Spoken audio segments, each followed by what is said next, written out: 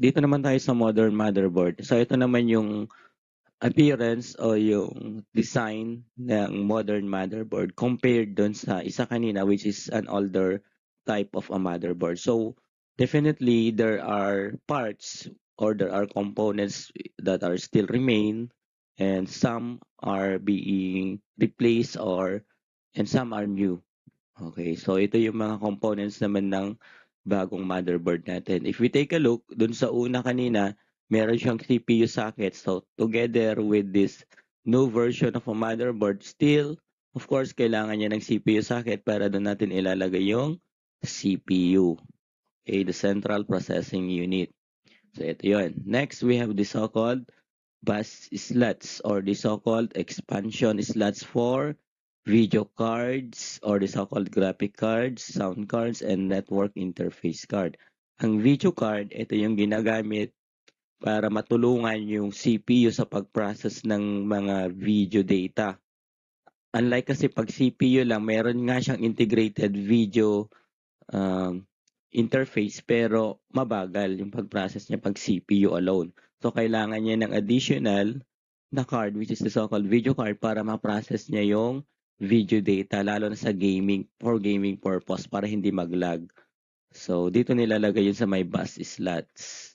So, we have also the sound card and the network interface card. Next is the so-called SATA connectors. Wala na tayong makikitang IDE connector dito kasi ito na yung bago, SATA connectors. Mas mabilis yung pag-transfer ng data galing dun sa na-process na data ng CPU patungo na dito sa solid state drive or hard disk drives natin kasi SATA connector na yung ginagamit. Then next, of course, meron pa rin yung tinatawag nating memory slot. Hindi mawawala yan together with the CPU socket. So, hindi mawawala yan kasi ito yung temporary memory nga natin, primary memory. Yung RAM na inilalagay sa may memory slot. Ang bago, ito. Yung tinatawag nating M.2 slot. So, maliit na slot lang yon para sa non-volatile memory express. Ang non-volatile memory express is a form of a solid state drive or SSD which is a storage drive na mas bago kaysa dun sa old na SSD. Okay? So sabi natin noon, ang SSD is a storage drive which has the capacity to transfer data, to store data at a given speed. So mabilis siya. While about hard disk drive has the capacity to store bigger sizes of data. So dito na ngayon sa NVMe, pinagsama yung dalawang characteristics na yun. Mabilis na, malaki pa yung storage capacity ng NVMe. So inilalagay ito sa M.2 slot. So yun yung bago. Kung mapapansin ninyo, wala na si chipsets na North Bridge and South. Okay, so ito na yung comparison ng older motherboard sa modern motherboard. So dun sa older motherboard, if we take a look on the screen, kung mga components are still the same, meron pa rin yung CPU socket, meron pa rin yung I/O ports, input-output ports, meron pa rin yung mga expansion slots or the bus slots, meron pa rin syempre yung memory slot for the RAM. Ang nabago, wala na yung IDE, SATA na lang ang naiwan dito.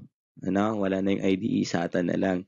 And if you notice na wala dito yung North Bridge dahil sa new motherboard or modern motherboard embedded na sa loob ng CPU socket ang kanyang North Bridge which is a controller of the CPU, memory, and the video card. And also, yung South Bridge, etong South Bridge sa old motherboard, pagdating sa new motherboard, dito tayo sa kabila, ang tinawag na sa kanya ay Platform Controller Hub. So, hindi na siya tinatawag na South Bridge. Para ito sa mga Intel brand ng mga motherboard. Take note, Intel brand ng motherboard. Sa AMD, I think, yun pa rin dati, si North and South Bridge. Pero sa Intel, meron na yung tinatawag na yung Platform Controller Hub in replace of the South Bridge. Same function. Okay? So, ulitin natin.